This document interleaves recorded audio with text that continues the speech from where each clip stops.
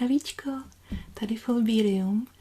Já jsem dneska se rozhodla skloubit ASMR video zároveň s českými knihy z oblasti fantasy, na které se chystám nebo které teprve budu číst.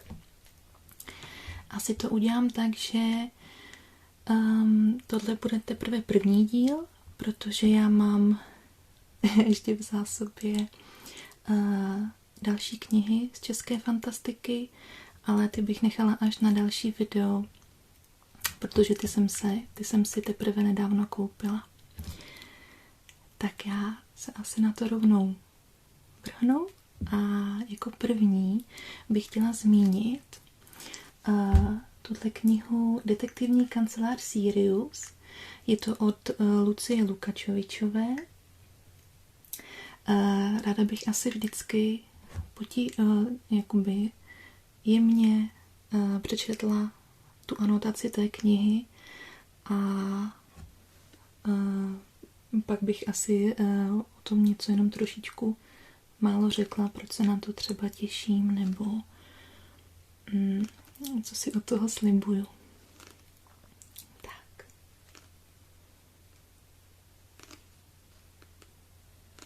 Jinak tuhle knížku konkrétně mám z knihobutu.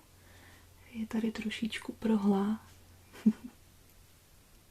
Ale to nevadí, když kupujete knihy z knihobutu, tak víte vlastně, že už jsou některé opotřebené. Tak já přečtu tu anotaci.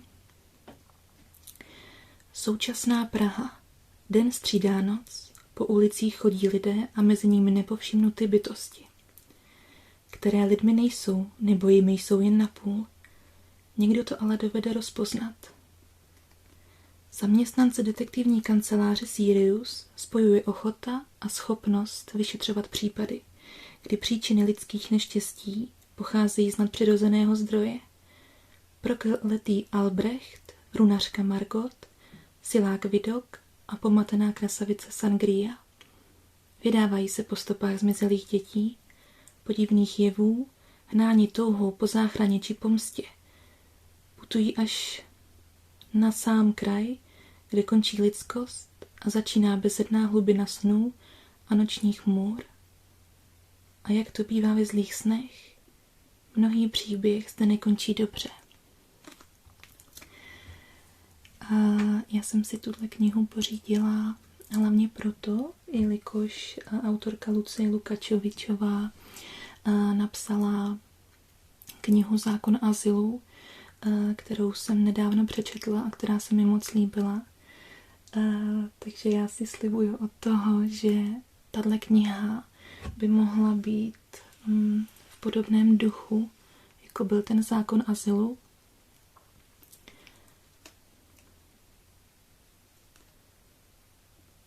Takže uvidíme. Zároveň je mi velmi sympatický, že se děj odehrává v Praze. Zjistila jsem, že jsem fanoušek fantastiky, která se odehrává v České republice, takže na to konto sháním takové podobné knihy. Tak a teď tady proběhla veverka. No. Tak. To by byla teda první kniha.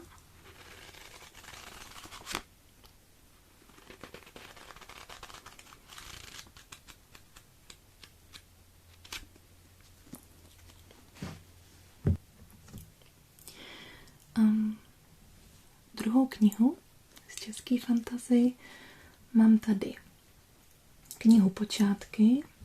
Tohle je konkrétně ze série Družina horských šelem od Petra Eismana. A tohle je autorova prvotina a k dostání už jsou tuším 4 knihy, které napsal z této série. A já teď opět přečtu tu anotaci. Tlupy orků, vedených nelítostným trolem Tarbanasem, plní pohraniční tanabiského baronství. Do jejich zajetí se dostávají i Jack, Grult, Koré a Ranka, kteří se však na rozdíl od dalších zajatců odmítají smířit se svým osudem. Jakmile se jim naskytne příležitost, prchnou. Pronásledování skupinami rozzuřených orků se probíjejí divočinou, kde se po několika dnech setkají s tanabiskými štítonoši, nejslavnější družinou v pohraničí. Těm se nezdolnost mladých přátel zalíbí natolik, že jim nabídnou svou pomoc. Díky ní vstupují do služeb místního velmože barona z Tanabisu. A tato kniha je něco na způsob dračího doupěte. A já jsem dračí doupě chtěla začít hrát už vlastně od té doby, co jsem koukala na teorii Velkého třesku. A určitě by to byla hra, kterou bych si nesmírně zamilovala. A moc si přeju jednou si zahrát. Zároveň je hrozně sympatický, že autor vystudoval archeologii a věnuje se historickému šermu a samozřejmě on sám hraje dračí doupě již několik let, takže já bych byla moc ráda, kdyby vlastně všechny tyhle 3 aspekty se promítly tady do toho děje.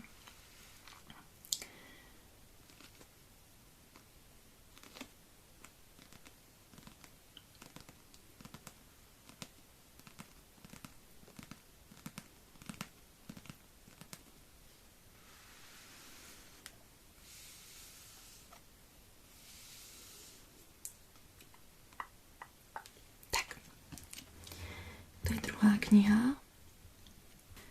Třetí knihu tady mám Ve stínu rudé věže od Karolíny Francové.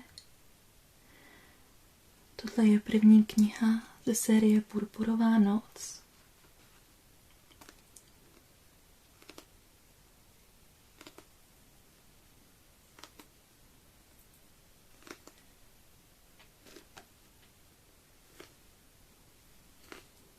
Tak.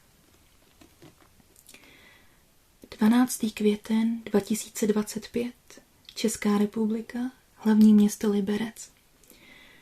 V údolí mezi 2 horskými hřebeny se ve věčném rudém přísvitu rozkládá město. Krouží nad ním draci, v parcích řadují harpie a v ulicích loví hydry, gryfové a bazilišci.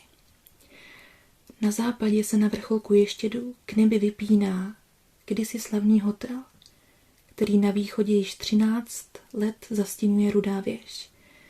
Tyčí se na úpatí Jizerských hor do výšky 0,5 kilometru. Její koruna tone v mracích a její základy se noří do jediného zdroje magie na světě. Za jejími silnými zdmi určuje osud země temný mák. Zdá se, že nic nemůže narušit jeho moc a nikdo se mu nemůže postavit.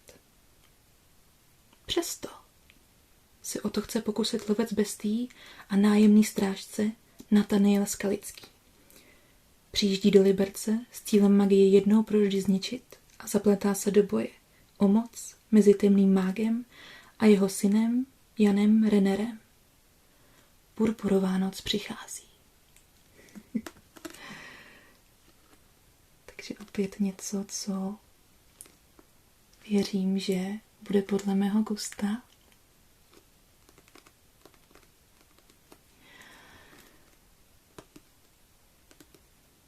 Děj se odehrává v Liberci. Já jsem v Liberci nikdy nebyla, ale moc se těším na to, až se do Liberce začtu.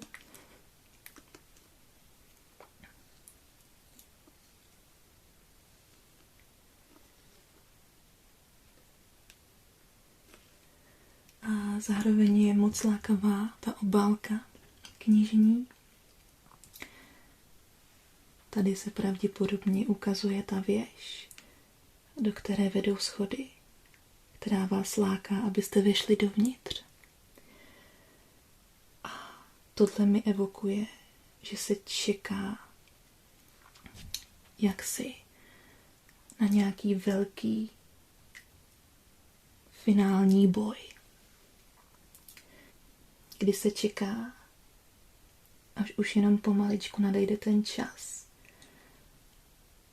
a hlavní hrdina bude moct vyjít do té věže.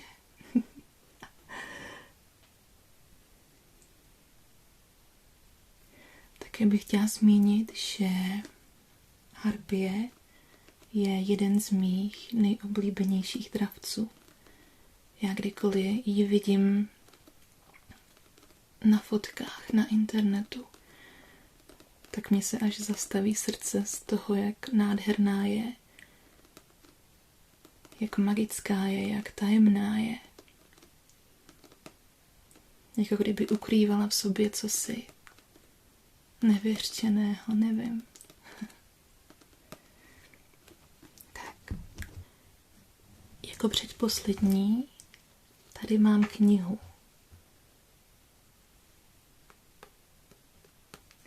Něco úžasného od Jana Lišky.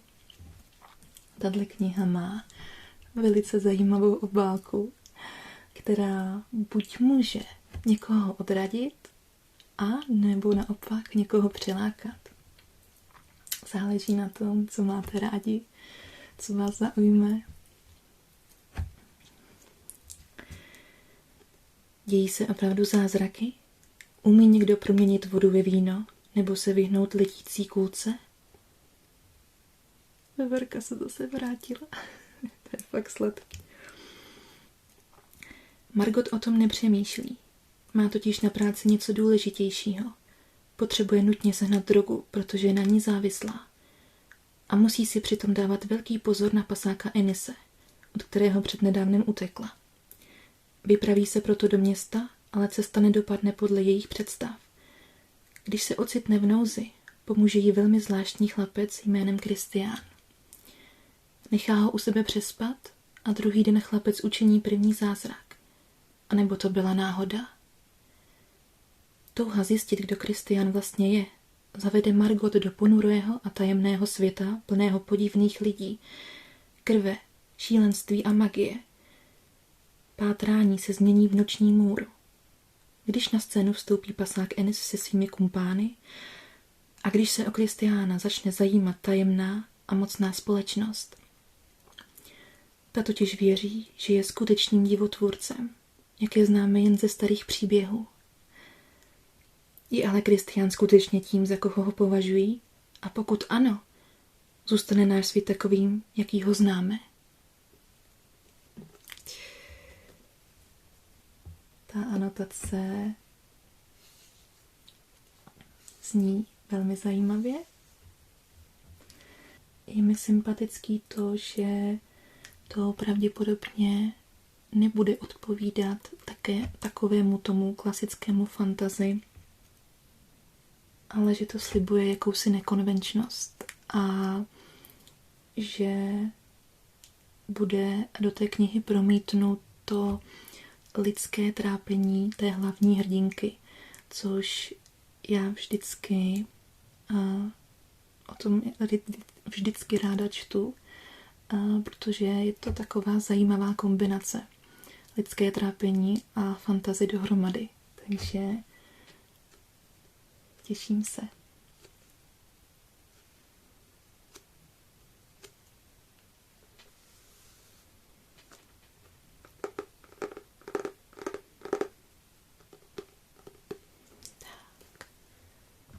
A jako poslední knihu tady mám tuhle krásku, která se jmenuje Mezi dvěma ohni od Lucie Stoškové. A tohle je první díl ze 6dílné série. A tuším, že tato kniha byla vydaná v roce 2020, takže a zatím není k dostání druhý díl, takže na to si asi ještě počkáme, až se tato série dokončí. A já musím říct, že tato kniha má nádhernou obálku. A nejenom samozřejmě na povrchu,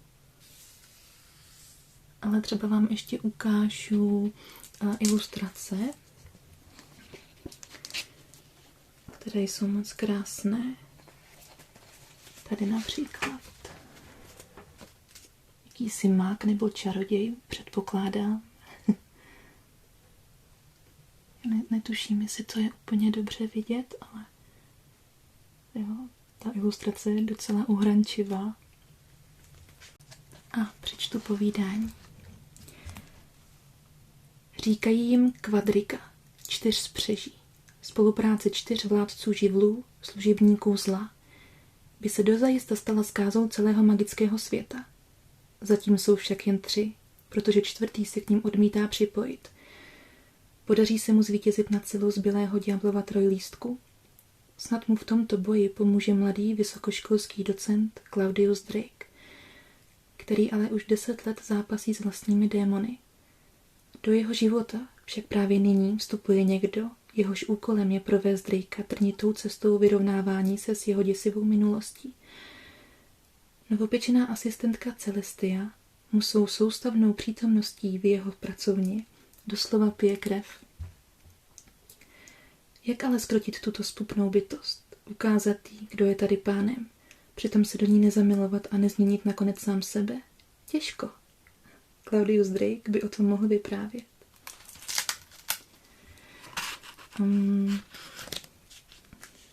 Anotace mě zlákala docela rychle a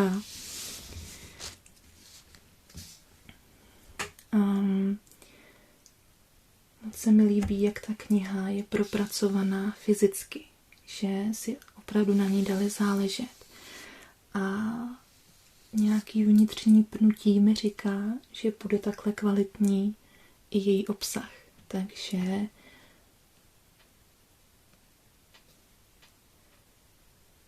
na tohle se obzvlášť těším. A jedna z takových zajímavostí, když jsem vlastně četla jeho jméno, Claudius Drake, tak mě to hrozně evokovalo. Já nevím, jestli jste někdo z vás koukal kdysi na čarodějky Charmed z roku 1998 až 2006. Já jsem ten seriál mimochodem milovala a stále miluju. A vlastně v 7. řadě se tam objeví ex-démon Drake, který je vlastně jakýsi napravený démon, který už chce konat jenom dobro. A mě to hrozně připomnělo toho Drakea z těch čarodějek. A jo, je to, vůbec to s tím nesouvisí a ani si ho asi pravděpodobně tak představovat nebudu v té knize, ale líbila se mi ta spojitost těch jmen. Tady se mi líbí, že je propojená, nebo doufám, že bude propojená romantika s fantasy a že by tohle spojení zrovna v této knize mohlo být unikátní. Opět ještě bych chtěla vypíchnout to, že jak už anotace naznačila, Claudius Drake, já to jméno budu říkat furt, jak se mi líbí, že Claudius Drake má nějaké své démony, takže opět se tam promítne to lidské trápení, které já můžu. A já si myslím, že to vždycky dodává tu hloubku. Nejenom té fantazie, ale té knihy celkově, když vlastně hrdina ukazuje své třeba chyby nebo své nedostatky, nebo když se autor nebojí o tom hrdinovi napsat, čím trpí, nebo čím si on prochází a jakým způsobem se tím prochází. Tak, já bych tohle video dnešní asi ukončila. Moc děkuju za zhlídnutí a doufám, že se vám aspoň trošičku líbilo. a zase třeba někdy na viděnou. Ahoj.